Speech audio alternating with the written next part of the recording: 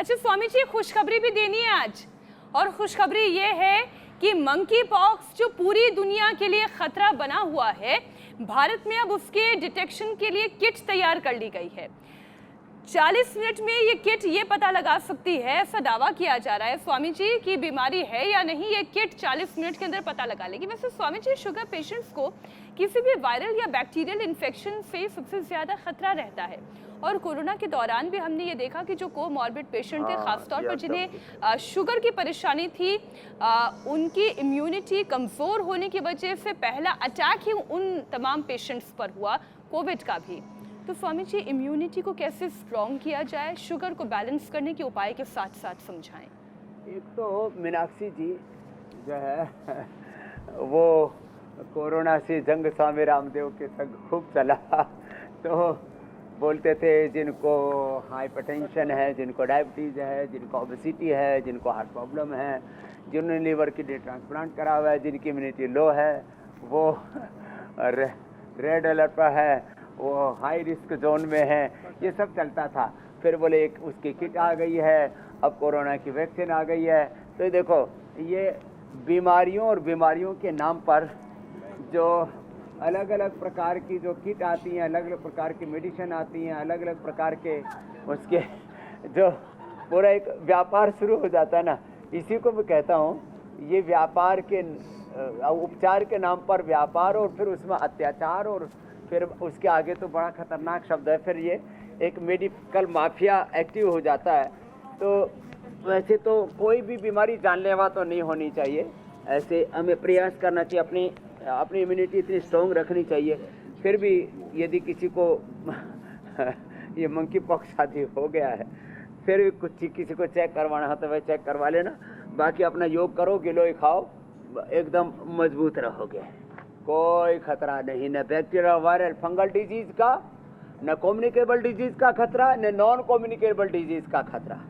तो देखो, भागना दौड़ना बहुत अच्छा है, साइकिलिंग और करते हुए, भागते दौड़ते हुए लोगों को देख करके हमारे यहाँ पर माँ बहन बेटियाँ सब बच्चे सब साइकिलिंग कर रहे हैं, दौड़ रहे हैं, उसमें एक तरह की एक्सरसाइज हो रही है। योग में कम से कम 100 तरह की एक्सरसाइज होती है, जिसमें हम आसन कराते हैं, प्राणायाम कराते हैं, ध्यान कराते हैं, बंध और मुद्राएं कराते हैं, इसका असर बहुत ज़्यादा होता है।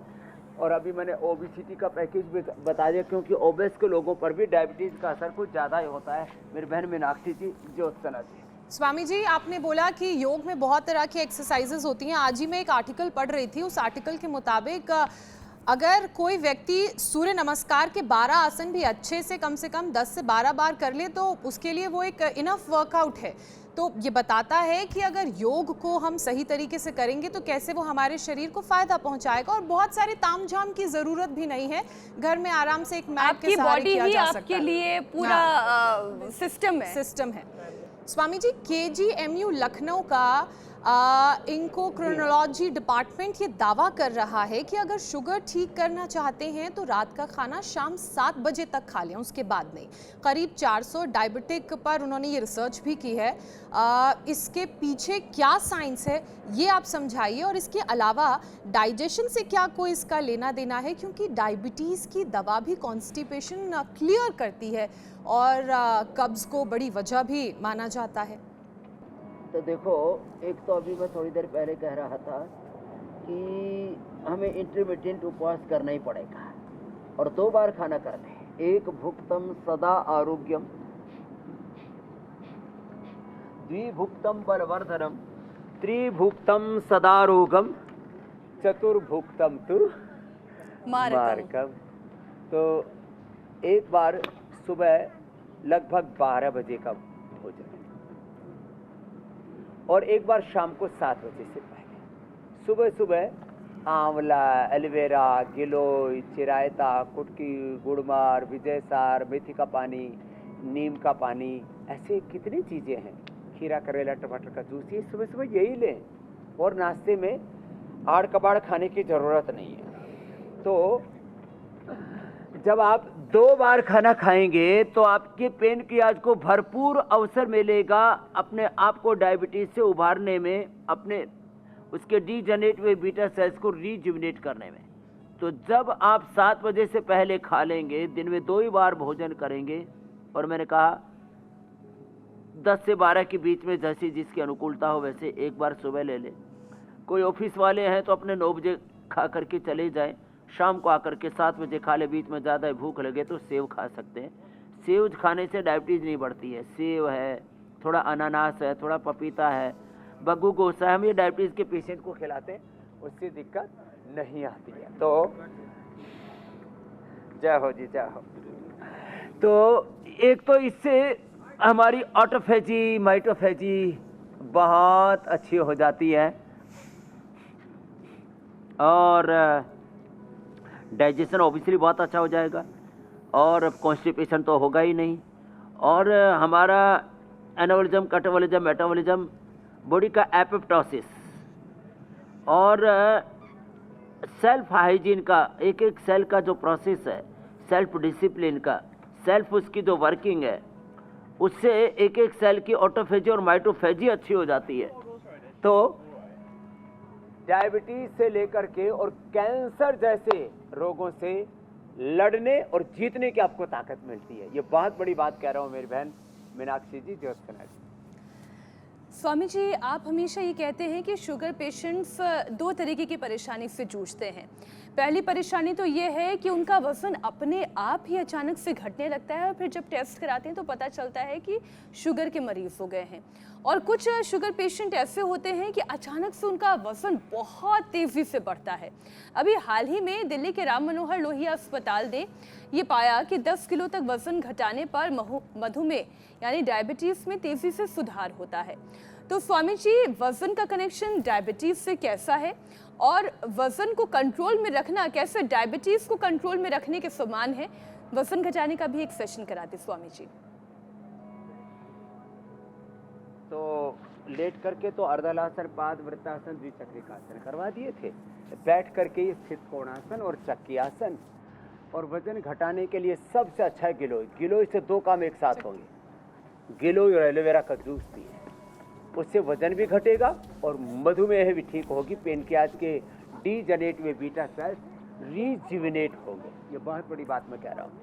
अब जो स्टडियों का जिक्र कर रहे हो, किसी ने 400 लोगों पर, किसी ने 4000 लोगों पर एक्सपेरिमेंट किया। मैंने डायरेक्ट एक्सपेरिमेंट किया है 10 करोड़ लोगों पर। 10 करोड़ से ज़्यादा लोगों को पिछले 35 सालों में मैंने 25 लाख किलोमीटर से ज़्यादा यात्रा करके योग का प्रयोग किया और परिणाम ये आया कि लोग मोटापे से, मधुमेह से, उच्च रक्तचाप से, हृदय रोगों से, अर्थराइटिस, अस्थमा से, लिवर किडनी के प्रॉब्लम से, कैंसर जैसे रोगों से मुक्त हो रहे। तो मेरे पास एक्सपीरियंस है 10 करोड़ से ज़्यादा लोगों का प्रत्यक्ष और पूरी दुनिया के 200 देशों के लगभग 200 करोड़ लोग डायरेक्ट इनडायरेक्ट फिर जुड़े। फिर तो एक सिलसिला शुरू कर दिया हमने और लाखों योग की कक्षाएं हमारे योग शिक्षक भाई बहन चलाते हैं, उनके माध्यम से।